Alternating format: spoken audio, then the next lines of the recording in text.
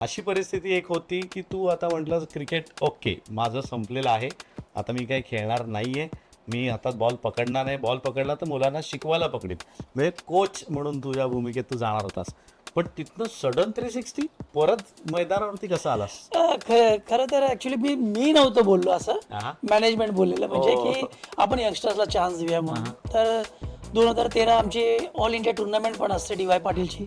तर त्या टुर्नामेंटच्या दरम्यान आय बी कुरुला सर आणि आम्ही सगळे बसलो होते. आय मला बोलला की तू आता जस्ट कोच कम प्लेअर म्हणून असं राहा. ओके. तर थोडं वाटलं कारण की मी भरपूर चांगला परफॉर्मन्स करत होतो. हा. म्हणजे मला असं वाटत होतं मी पीक मध्ये आहे त्या वर्षी. पण मग घडलं काय असं अचानक? मला म्हणजे तूच सांगावं खरं, let's here it from horses mouth, की कोण इंज्युअर्ड झालं, मग ते कोणाच्या जागी तू आलास आणि तिथे काय दंगा केलास? पण जसं ॲबी बोलल्यामुळे की आपण यंगस्टरला चान्स देऊया, तर ग्रुप बी मध्ये मी ॲज ए कोच कम प्लेअर म्हणून होतो बरं. की जर जमलं तर, पण गरज वाटली चान्सेस तर. नव्हती. गरज वाटली तर सगळ्यांना माहिती आहे राहुल शर्मा आहे त्यावेळेस खूप चांगला हो. इंडिया खेळत होता, Yes. पीक मध्ये होता, तर त्याला आम्ही गेस्ट प्लेअर म्हणून आणलेलं.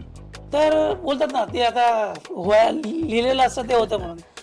तर ही टुर्नामेंट एवढी मोठी आहे ना की सगळे आपल्या आपल्या टीमसाठी 4 गेस्ट प्लेअर आणतात. त्यात आम्ही आणले, सगळे आणले आणि सगळं झालं. टुर्नामेंट चालू झाली. पहिल्याच मॅचला राहुल शर्माला काहीतरी नेकला इंजरी झाली वाटतं हो. आणि तो बोलला की मी नाही खेळू शकत पुढच्या टुर्नामेंट. तो गेस्ट प्लेअर होता. गेस्ट प्लेअर होता आमच्याकडे तो. प्लस आमच्याकडे आता कोणी प्लेअर पण नव्हते कारण सगळे इथे ना तिथे खेळत होते. 2 टीम बनले होत्या, दोन्ही टीम मध्ये प्लेयर्स पण खेळले होते आणि इथे आमच्याकडे स्पिनर्स कमी होते. बरोबर. तर ते बोलत ना ऑपॉर्च्युनिटी आता लिहिलेलं असतं देवाने. तर ॲबी बोलला नाही आता तुला खेळायला लागेल, मी इथे स्पिनरच नाही.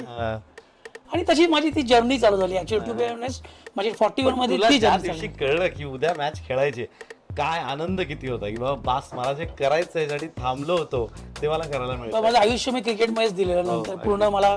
आणि ती एक ऑपॉर्च्युनिटी मी नेहमी आतापर्यंत पण मी ना कुठची पण गोष्ट भेटते ना ती ऑपॉर्च्युनिटी म्हणूनच मी घेतो आणि ती माझ्यासाठी खूप मोठी ऑपॉर्च्युनिटी. नाही मला करायचंय, मला काय नाही, मला खेळायचंय फक्त.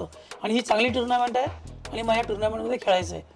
खूप खुश होतो. म्हणजे मला सांगता येत नाही. मला असं वाटत होतं तेव्हा की नाही, माणूस एक हंबल राहिला ना की त्याला सगळं भेटतं. हे मी जाणलं होतं त्या दिवशी.